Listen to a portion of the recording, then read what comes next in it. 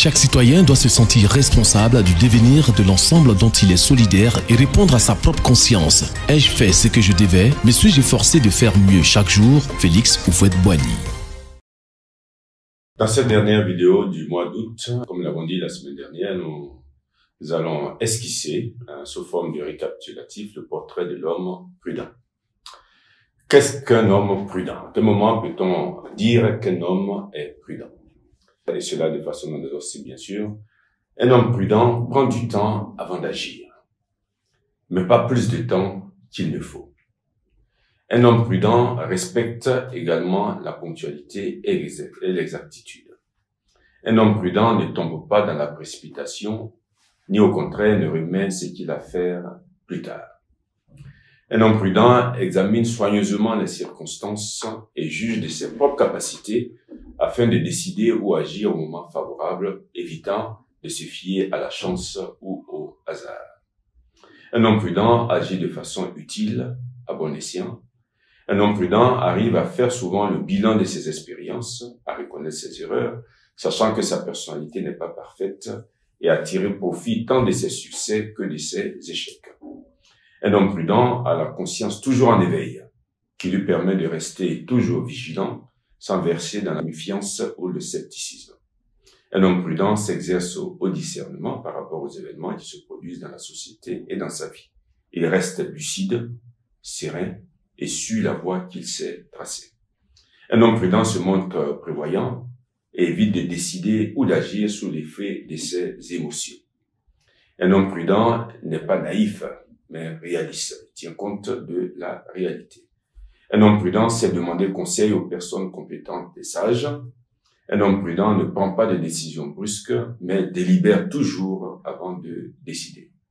Et un homme prudent sait choisir ses amis et compagnons, écartant de son chemin les courtisans et les faux amis. Évidemment, il y a deux choses que vous pourriez compléter. Pour finir, nous nous invitons à relire deux fables de Jean de La Fontaine en rapport avec cette belle vertu de la prudence. La première fable s'intitule « La cigale et la fourmi ». Relisons-la ensemble. La cigale, ayant chanté tout l'été, se trouva fort dépourvue quand la bise fut venue. Pas un seul petit morceau de mouche ou de vermisseau. Elle alla crier famine chez la fourmi sa voisine, la priant de lui prêter quelques grains pour subsister jusqu'à la saison nouvelle. « Je vous payerai, dit-elle. Avant l'août, foi d'animal, intérêt est principal. La fourmi n'est pas prêteuse, c'est là son moindre défaut.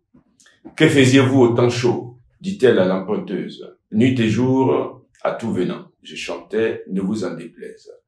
Vous chantiez, j'en suis fort aise, et bien, dansez maintenant. On voit bien que dans cette fable, les deux animaux, l'animal qui n'a pas été prudent, c'est bien la cigale, qui a passé son temps à chanter, en oubliant que la mauvaise saison arrivait. Elle n'a pas été prévoyante. La deuxième fable s'intitule « Le chat et un vieux rat ». Nous allons la relire ensemble aussi.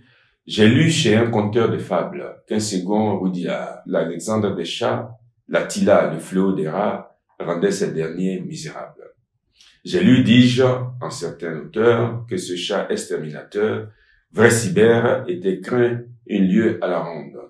Il voulait des souris dépeupler tout le monde. Les planches qu'on suspend sur un léger appui, la mort au rat, les souricières n'étaient que jeu au prix de lui. Comme il voit que dans leur tanière les souris étaient prisonnières, qu'elles n'osaient sortir, qu'il avait beau chercher, le galant fait mort et du haut d'un plancher se pend la tête en bas. La bête scélérate a de certains cordons se tenaient par la patte. Le peuple des souris croit que c'est un châtiment, qu'il a fait un larcin de veau ou de fromage, égratigner quelqu'un, causer quelques dommages, enfin qu'on a perdu le mauvais garnement. Toutes, dis-je, unanimement se promettent de rire à son enterrement, mettant le nez à l'air, montrent un peu la tête, puis rentrent dans leur nid à rat, puis ressortant font quatre pattes, puis enfin se mettent en quête. Mais voici bien une autre fête. Le pendu ressuscite, et sur ses pieds tombants attrape les plus paresseuses. Nous en savons plus d'un, dit-il en les gobant. C'est tour de vieille guerre, et vos cavernes creuses ne vous sauveront pas, je vous en avertis, vous viendrez toutes au logis. Il prophétisait vrai, notre maître métisse, pour la seconde fois, les trompe et les affine. blanchit sa robe et s'enfarine et de la sorte déguisée, se niche et se blottit dans une huche ouverte.